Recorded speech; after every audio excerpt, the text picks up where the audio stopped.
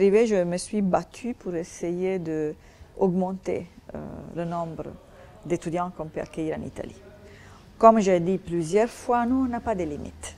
Au contraire, nous sommes convaincus que l'ouverture d'opportunités de migration légale en Europe et en Italie, c'est fondamental. Aussi pour contraster la migration irrégulière. Bien sûr, nous, on n'est pas fermés. Mais bien sûr, ceux qui arrivent en Italie doivent venir, soit pour étudier, ou bien aussi pour travailler. Donc nous espérons que bientôt, on puisse réouvrir aussi les opportunités de migration légale pour le travail. Mais déjà, pour ceux qui sont intéressés à venir étudier, on n'a pas de limite, on n'a pas de problème. Ce que nous demandons, c'est simplement d'avoir un niveau suffisamment élevé de connaissance de la langue italienne pour avoir la possibilité d'interagir, pas seulement au niveau des études universitaires, mais aussi au niveau de la société, et d'avoir un projet d'études.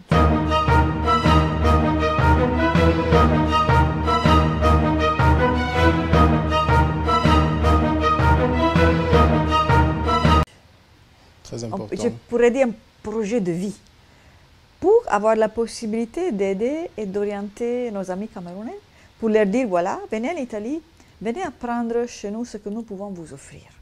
Et après, utilisez ce que vous avez appris dans votre pays. Ce sont les deux conditions. Il n'y a pas d'autre limite. On peut le constater depuis environ 4 ans ou un peu plus. Il y a eu un changement dans le choix, la sélection des étudiants. Ouais. Il y a eu beaucoup de fluctuations. Qu'est-ce qui explique cela? Bon, moi j'ai essayé, comme je vous ai dit, d'enlever les pénalités, les limites qui étaient simplement liées à la capacité de nos structures, simplement d'examiner les dossiers, parce qu'il y a aussi un grand travail derrière ça. Donc on a essayé un peu de rationaliser et d'éliminer ces limites qui étaient posées par nous, mais pas par notre pays, pas par les systèmes. Et je pense qu'on est arrivé à augmenter le nombre, parce que cette année, on sera autour de 450.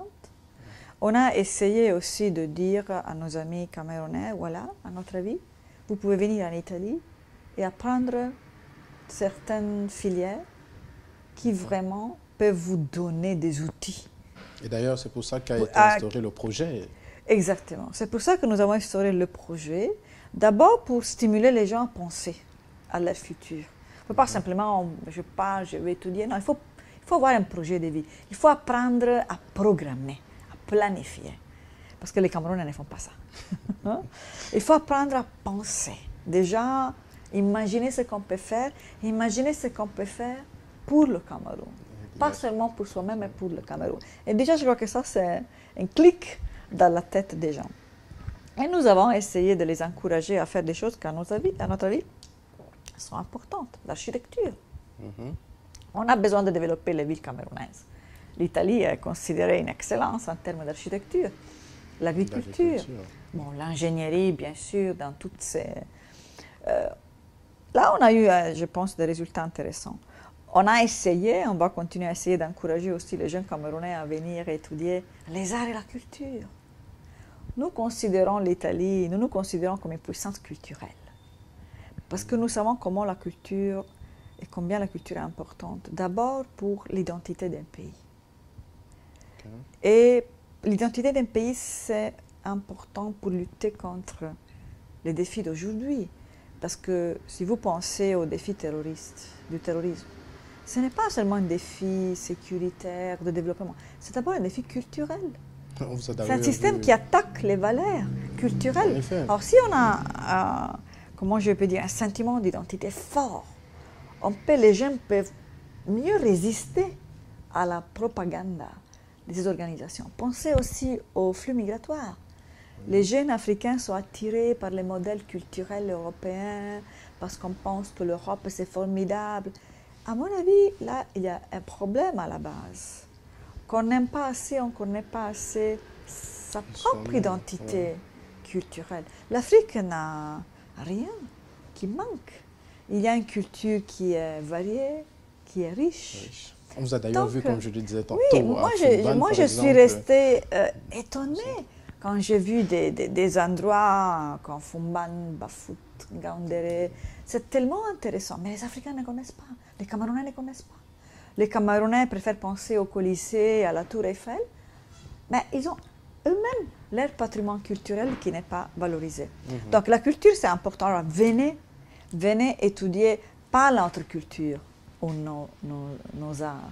Venez apprendre comment les arts et la culture sont des vecteurs, des moteurs aussi de développement. Parce que la culture, au Cameroun, il y a tellement de culture, tellement de talents. Si on pense à la musique, à la danse, ça peut devenir aussi, comme on appelle aujourd'hui, une industrie. Un pôle d'excellence. Les industries créatives.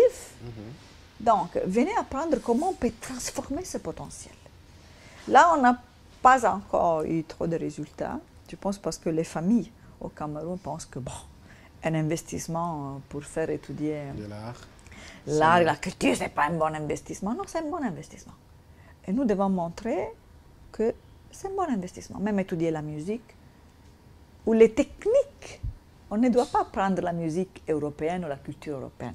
Les techniques qui puissent vous permettre de valoriser votre culture, de transformer votre culture et votre savoir-faire, même dans quelque chose sur le plan économique et social.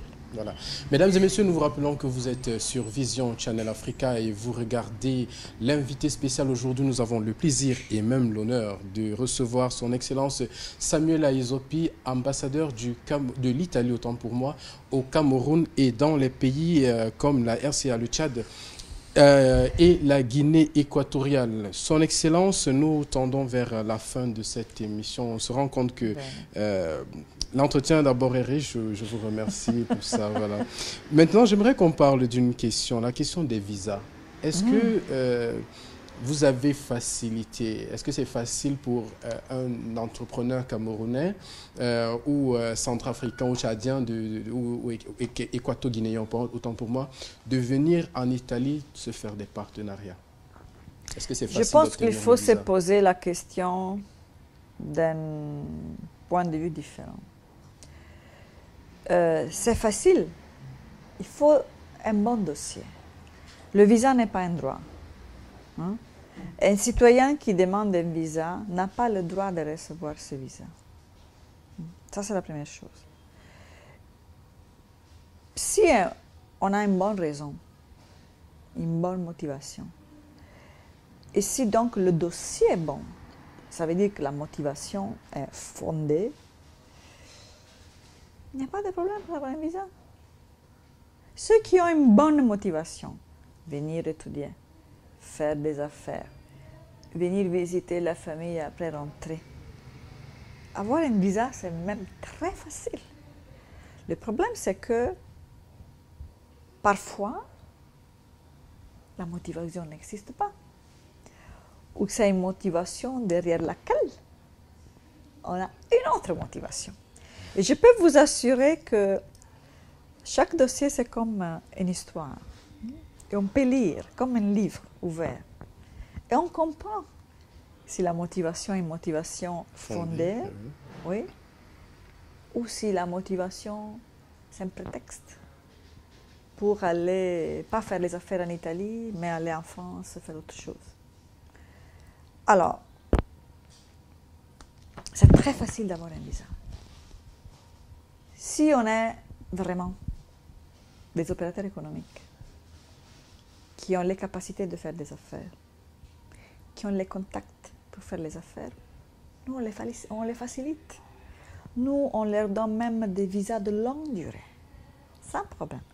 Nous avons même signé avec le Cameroun, hein, avec la Suisse, nous sommes les seuls deux pays Schengen qui avons signé un accord d'exonération de visa pour les passeports diplomatiques et de service. C'est vrai que ça intéresse seulement une partie de Camerounais, mais c'est un signe. Ça veut dire que pour nous, ce n'est pas un problème. Le visa, ce n'est pas un problème. Okay. Donc, si on a une bonne raison, un bon objectif, nous, on encourage même. Déjà, les visas d'études. Nous, on n'a pas de limite. Nous, on encourage. Si on a un bon projet et on a une connaissance de la langue, voilà. Et pour revenir sur les visas d'études, Madame l'ambassadeur, je crois que quand moi, par exemple, je suis arrivé du Cameroun, je n'ai pas eu à payer des frais de visa, mais il semble que maintenant ce soit payant. Est-ce que c'est Oui, vrai maintenant que on payant? paye. Ce n'est pas nous, ce n'est pas notre décision.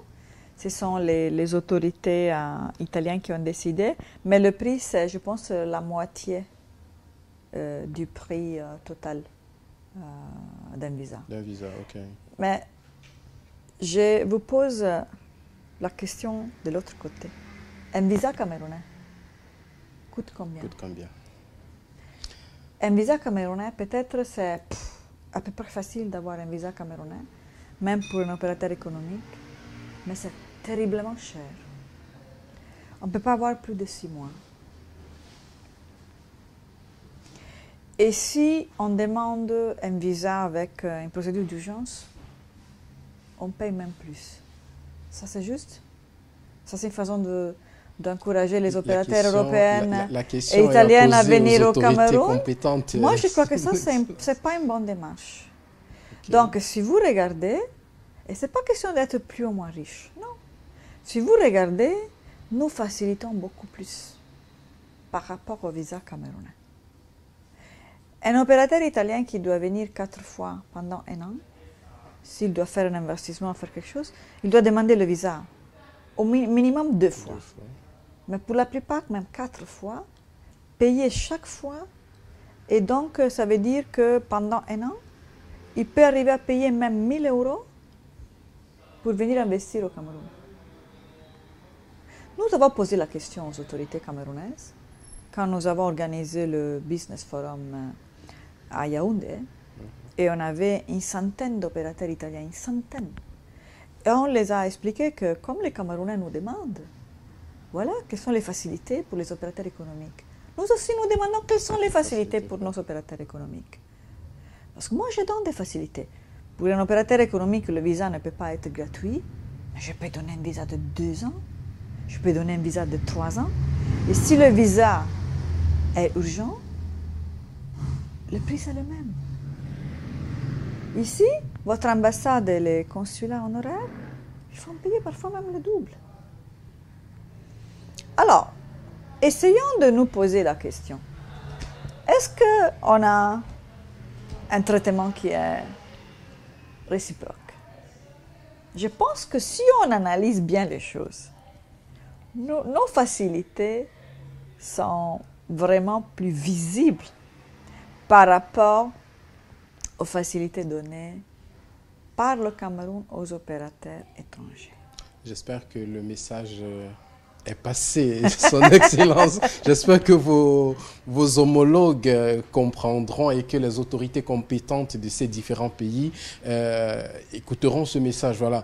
Je rappelle donc à nos téléspectateurs qu'aujourd'hui nous sommes avec Son Excellence Samuel Aizopi, Madame l'ambassadeur de la République italienne au Cameroun, au Tchad, en RCA et en Guinée équatoriale. Nous sommes au terme de cet entretien. Nous savons que vous partez du Cameroun. Où est-ce que vous allez? Si on peut je ne peux pas le dire officiellement comme ça. Voilà. Donc, ça sera annoncé, je crois, dans les tout prochains jours. Je peux simplement dire que je vais rejoindre la famille européenne dans un pays de la sous-région. Non, non. Ah. Dans un pays de la sous-région. Et donc, je peux dire que je suis contente parce qu'on continuera à travailler ensemble avec le Cameroun et d'autres pays pour des questions qui sont d'intérêt commun. Voilà. Moi, je ne peux pas dire plus que ça. Ah, donc, on ne sait pas si vous partez comme ambassadeur, si vous avez une promotion. Non, je ne pars comme ambassadeur toujours, mais comme je vous ai dit, comme ambassadeur européenne dans notre pays. Voilà. Vous partez, une image que vous gardez du Cameroun, un souvenir du Cameroun et de tous ces autres pays, peut-être un beau souvenir, un mauvais souvenir. Quand je vous ai dit, les gens, les souvenirs des gens, et j'ai vécu des moments vraiment très importants pour ma vie professionnelle et personnelle. On a mentionné déjà l'échange des visites. Je garderai toujours une mémoire des mémoires très fortes de la visite du Saint-Père à Bangui, à laquelle j'avais été associée. Qui était un moment, je pense, vraiment important historique. Et marquant. Oui, vraiment très, très marquant. Mais vraiment, j'ai dans ma tête beaucoup de visages d'enfants et de la jeunesse africaine. Je pense que c'est ça, quand on vient en Afrique et quand on repart, c'est ça qu'on garde vraiment dans notre mémoire. Son Excellence, merci de vous être prêté à notre jeu. Merci à vous. Et allez de l'avant et du courage et vraiment mes félicitations pour cette Web TV. Hein. Si, j'espère que votre démarche, que votre initiative puisse avoir beaucoup de succès. Hein. Parce que vous les méritez et je crois, comme je dis, que j'ai vu beaucoup de talents. Beaucoup de talents et cette initiative montre vraiment qu'il y a un potentiel qui est très très fort. Donc j'espère que vous puissiez trouver beaucoup d'amis, de followers et des gens qui puissent suivre votre activité. Donc, du courage. Merci et beaucoup. auguri. Merci, grazie mille. Nous nous sentons grandement flattés et nous espérons vous recevoir encore ici sur un plateau quelque part, peut-être en Italie, peut-être à Bangui, pourquoi pas, dans le cadre d'une autre... Vous le savez, nous sommes toujours très ouverts avec la presse, donc on sera bien content d'être encore avec vous. Merci encore, Son Merci Excellence. à vous. On reste donc sur cette note d'ouverture pour vous rappeler à vous que nous avons besoin de vous pour faire cette télé. Nous vous l'avons dit au départ.